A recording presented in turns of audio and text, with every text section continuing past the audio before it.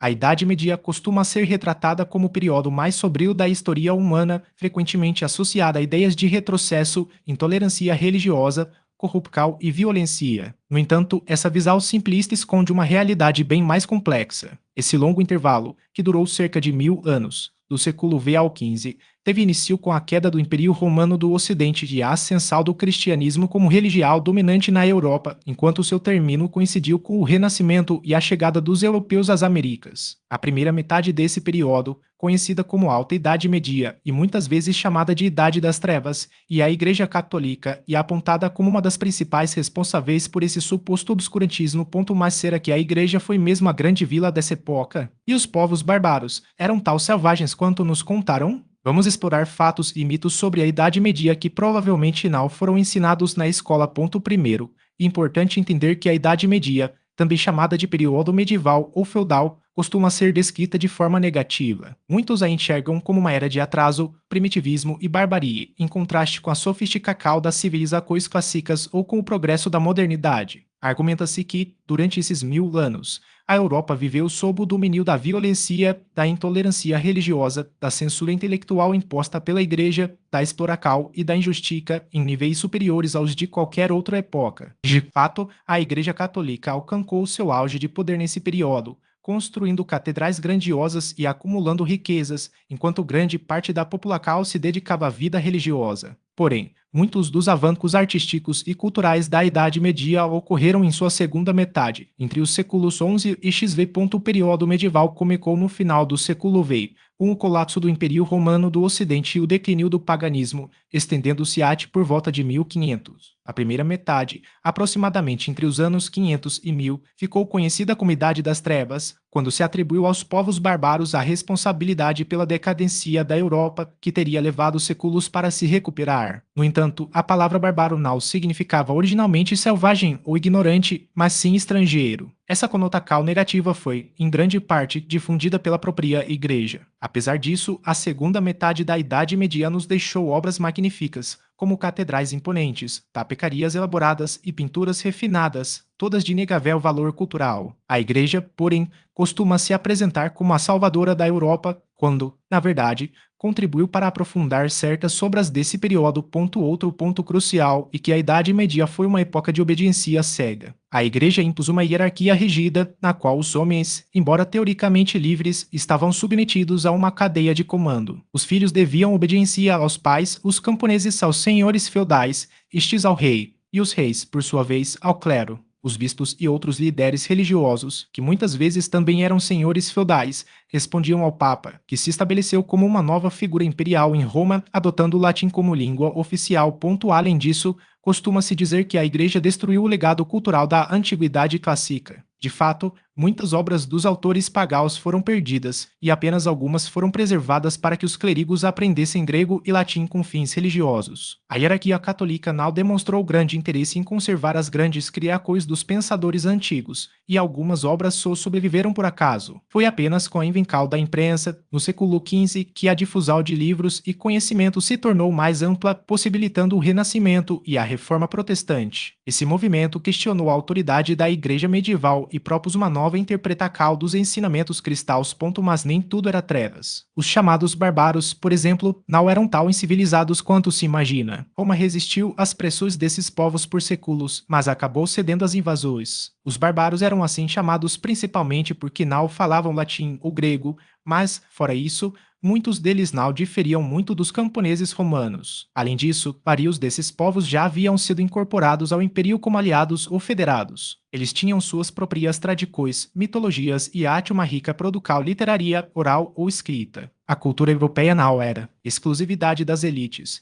e a chamada Idade das Trevas foi muito mais influenciada pelo fanatismo religioso do que pela suposta selvageria dos bárbaros. Um exemplo interessante é o dos vândalos, frequentemente associados à destruição e à barbarie. No entanto, o sacerdote cristão Salviano, do século V, descreve os vândalos e os godos como povos de moral mais rígida do que muitos cristãos romanos, chocados com a decadência moral que encontravam. Quando os vândalos conquistaram Cartago, já cristianizada, promoveram uma verdadeira reforma nos costumes, algo que os cartagineses lamentaram mais do que a perda da liberdade política. Com o tempo, Porém, após adotarem o catolicismo, os godos e vândalos, que haviam mantido uma conduta relativamente austera, acabaram assimilando os vícios que antes criticavam. Por fim, importante destacar que muitos dos descendentes desses povos bárbaros já ocupavam posições de poder no final do Império Romano. Eles haviam assimilado a cultura romana e alguns até alcançaram cargos importantes no exército e na administração. As principais tribos que invadiram a Itália,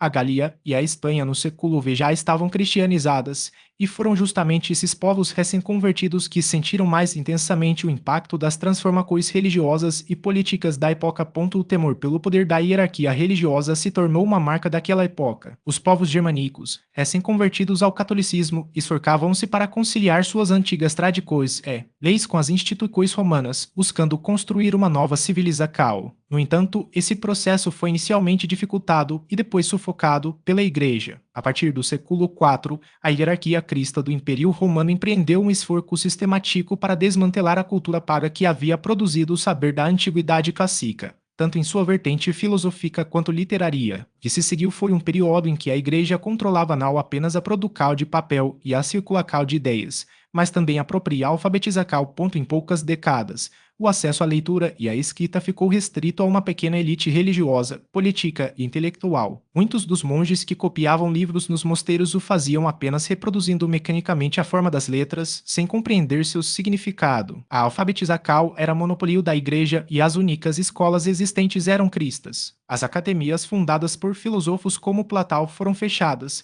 e a instituição eclesiástica defendia que a escrita deveria servir unicamente para difundir textos sagrados. A ignorância era generalizada, inclusive entre as altas esferas do poder. Nobres e reis assinavam documentos com selo, pois não sabiam escrever, e o analfabetismo possivelmente ultrapassava os 99% da população. A situação era tal grave que, no século XI, um bispo francês chegou a admitir que muitos de seus pares não conseguiam sequer reconhecer as letras do alfabeto em seus próprios dedos. Não era raro encontrar sacerdotes que recitavam de memoria passagens litúrgicas sem entender seu significado, e até mesmo os secretários papais escreviam um latim repleto de erros. Durante toda a Idade Média, o analfabetismo manteve-se em níveis alarmantes, mas enquanto a Europa cristã mergulhava nesse cenário, outros povos preservavam e expandiam seu conhecimento. Enquanto os católicos destruíam livros considerados heréticos ou pagãos, muçulmanos e comunidades não cristãs acumulavam vastas bibliotecas. Na Península Ibérica, por exemplo, os mouros mantinham cerca de 60 bibliotecas públicas e coleções privadas impressionantes, como uma que abrigava 600 mil volumes. A famosa Biblioteca de Alexandria, símbolo do saber universal da antiguidade,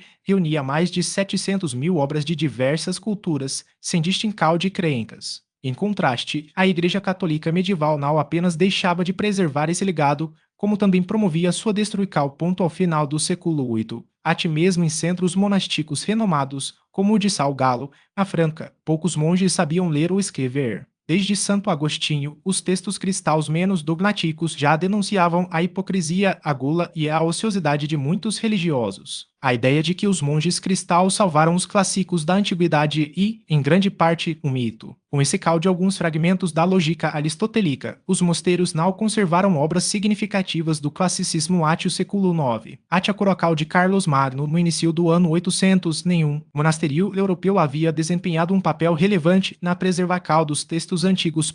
E difícil imaginar um monge beneditino, dedicado aos múltiplos ofícios religiosos diários, dedicando-se a copiar as aventuras dos deuses gregos, os versos amorosos de Horácio ou as passagens mais ousadas de Apoleio. Na verdade, a literatura grega sobreviveu graças ao Império Bizantino e foi reintroduzida na Europa Ocidental por meio dos mouros e dos judeus. A Igreja via a literatura latina não cristã como uma influência demoníaca. Tertuliano, um dos pais da Igreja do final do século II e início do III, chegou a afirmar que os textos pagãos eram inspirados pelo diabo. Alguns clérigos e bispos, e verdade, mantinham copias de obras clássicas, mas mais por gosto pessoal, como quem aprecia um bom vinho ou um prazer mundano, do que por um compromisso com a preservação do saber. As copias de obras clássicas eram raras na Idade Média. Embora o pergaminho fosse um material durável, os monges se limitavam a reproduzir a Bíblia e outros textos religiosos. São Gregório Magno, um influente papa do século XX, chegou a declarar que não valia a pena preservar a filosofia de Sócrates ou as historias dos deuses pagãos. Ao contrário do que se costuma pensar, a ordem beneditina não foi fundada com o propósito de salvaguardar a herança cultural. Sob a influência de Gregório Magno,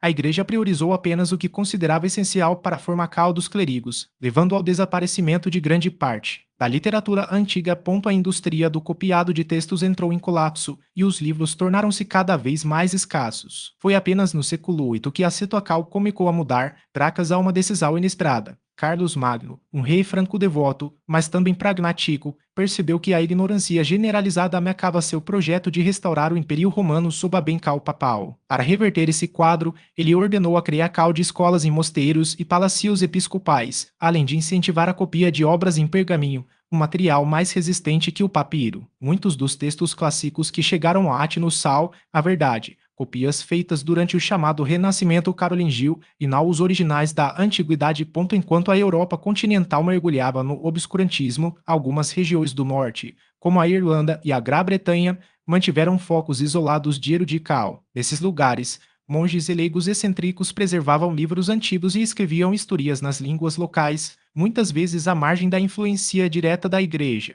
Essa pequena chama de conhecimento, porém, não era resultado de uma política institucional, mas sim de iniciativas individuais. Como dependia de esforços pessoais e muitas vezes ia contra os interesses eclesiásticos, sua sobrevivência era frágil e incerta. A tendência geral do cristianismo, essa centelha muitas vezes se apagava com a morte dos indivíduos que a mantinham viva. Felizmente, porém, ela nunca se extinguiu por completo, ainda que a Igreja, como instituição, não pudesse reivindicar o mérito por sua preservação. A ideia de que a Igreja teria abolido os espetáculos brutais nas arenas romanas e, no mínimo, enganosa. A partir do final do século IV, quando o cristianismo passou a exercer forte influência sobre os imperadores e a acumular riquezas e privilégios, houve tentativas, ora tímidas, ora declaradas, de suprimir os jogos mortais. Isso não significava, contudo, que a instituição os aprovasse ou os incentivasse. Na verdade, talvez simplesmente não quisesse desagradar uma parcela de seus fiéis. Nenhum imperador cristão demonstrou a mesma repulsa pela violência dos jogos que o Marco Aurélio. Por exemplo, tudo indica que parte do povo católico,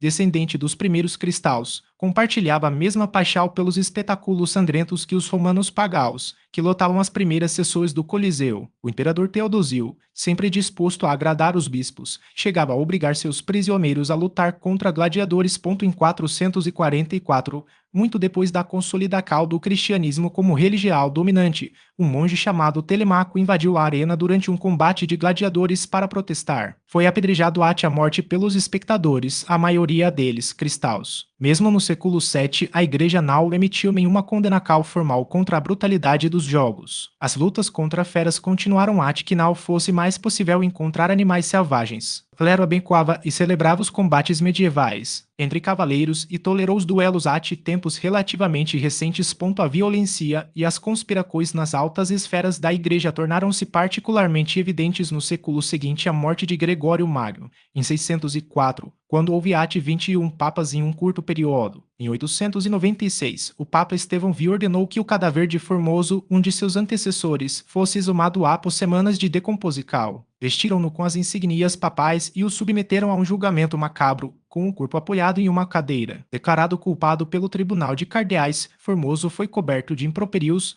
mutilado e, por fim, lancado no Tibre. Dificilmente se poderia esperar um comportamento mais selvagem.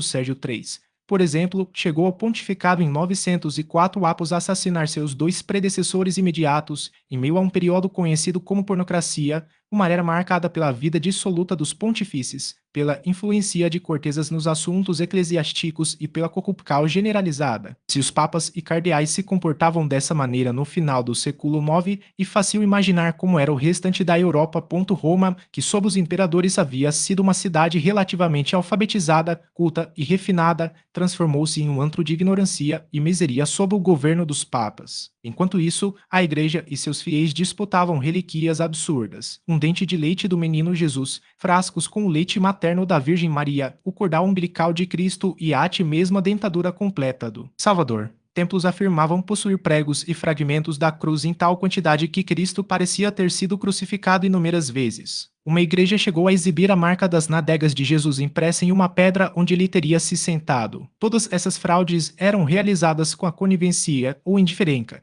da hierarquia católica, e Roma se tornou o principal centro comercial de supostas relíquias. A insatisfação com a evolução do cristianismo se intensificou no século XI. Desde o início da centuria, cronistas registraram o surgimento de uma religiosidade popular, muitas vezes subversiva, alimentada pela decepção com os rumos da Igreja. O próprio Papa Gregório VII tentou impor um clero mais celibe e erradicar a simonia, a compra de cargos e benefícios eclesiásticos, mas essas práticas persistiram e sua eliminação se tornaria um dos principais argumentos da reforma protestante. A Igreja se consolidou como o maior proprietário de terras do mundo conhecido. Antes mesmo da queda do Império Romano do Ocidente, os imperadores haviam transferido para ela as riquezas e propriedades dos templos pagãos. A partir de então, durante toda a Idade Média, a instituição usou sua fortuna para ampliar seu poder, recorrendo ao medo do inferno quando necessário. Reis e nobres medievais aumentaram ainda mais o patrimônio católico por meio de doações e legados, na esperança de obter o perdão de seus pecados e garantir um lugar no seu. A distância entre os líderes da Igreja medieval e os princípios originais do cristianismo era abismal. A instituição acumulou imensa riqueza e seus prelados viviam como príncipes, sustentados pelas rendas e pelos dízimos cobrados dos fiéis. Os abades desfrutavam de luxo em seus mosteiros, enquanto os bispos erguiam castelos com torres e fossos. Muitos deles se tornaram senhores feudais, e seus sobrenomes se perpetuaram nas linhagens da nobreza e instituições futuras, como a Câmara dos Lordes Britânica, que ainda preservava, séculos após o fim da Idade Média, a influência direta de bispos e abades em suas fileiras. A contradição entre o discurso religioso e a prática dos ideais eclesiásticos era evidente. Enquanto pregavam a humildade e a renúncia aos bens materiais, muitos deles acumulavam fortunas, erguiam palácios e exerciam poder político como verdadeiros senhores feudais. Um dos principais ataques protestantes ao catolicismo medieval baseava-se na ideia de que a Igreja teria mantido a população na ignorância, impedindo o acesso direto às Escrituras. Segundo essa narrativa, a Bíblia estaria restrita ao latim e ao grego, línguas inacessíveis à maioria dos europeus, o que teria perpetuado o obscurantismo da época. Os reformadores argumentavam que seus precursores foram perseguidos justamente por traduzir a Bíblia para as línguas vernaculas, desafiando o monopólio interpretativo de Roma. A resposta católica a essas acusações era dupla. Primeiro, afirmavam que o latim não era uma língua morta para a elite letrada da Europa ocidental, assim como o grego era corrente no Império Bizantino. A Vulgata, tradução latina feita por São Jerônimo no século IV, era amplamente utilizada e os cristãos orientais tinham acesso a versões em grego. Além disso, destacavam que traduções parciais ou completas da Bíblia já existiam em diversas línguas europeias antes da Reforma. Citavam exemplos como os santos Cirilo e Metodio, que no século IX traduziram as escrituras para o eslavo antigo, ou o Filas, que no século IV produziu uma versão em gótico. Na Inglaterra, o venerável Beda havia traduzido o Evangelho de João para o inglês antigo ainda no século VIII, antes de Lutero. Já circulavam versões em alemão e castelhano, e no século XIII havia traduções parciais em italiano, especialmente dos livros mais importantes. No entanto, a questão central não era apenas a existência dessas traduções,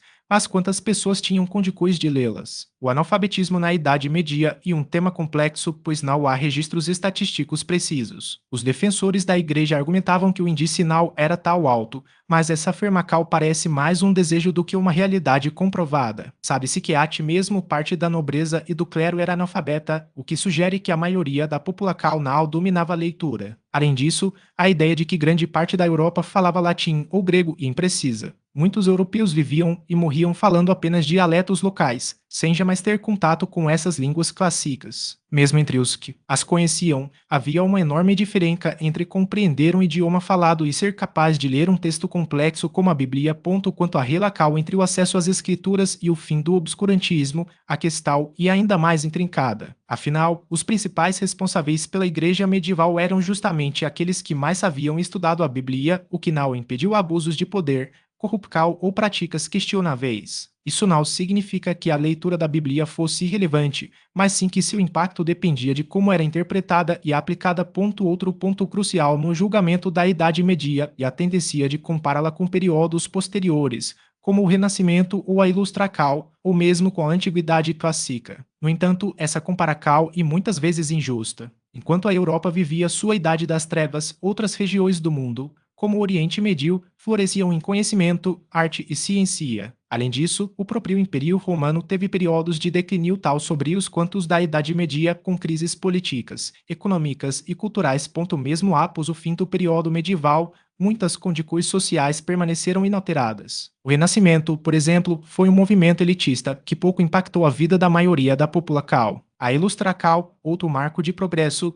também foi obra de uma minoria intelectual, enquanto as massas continuavam analfabetas e vivendo em condições semelhantes às da Idade Média. Foi apenas no século XIX, com a expansão da educação pública, que o analfabetismo começou a ser combatido de forma sistemática. A Idade Média, portanto, não foi um período uniforme de trevas ou de luz. Foi uma era de contrastes, em que conviveram avanços e retrocessos, fé e superstição, conhecimento e ignorância. Muitas das críticas direcionadas à Igreja Católica também poderiam ser aplicadas a outras instituições religiosas, incluindo as próprias igrejas protestantes que surgiram para reformar o cristianismo. Que não se pode negar e que a Idade Média foi um elo fundamental entre a antiguidade e a modernidade, com todas as suas contradições e legados. Se este conteúdo te ajudou a compreender melhor esse período fascinante e complexo, compartilhe com amigos e familiares. E se você ainda não faz parte da nossa comunidade, inscreva-se no canal e acompanhe nossas redes sociais para mais discussões como essa. Lembre-se, um povo que desconhece sua história está condenado a repeti-la.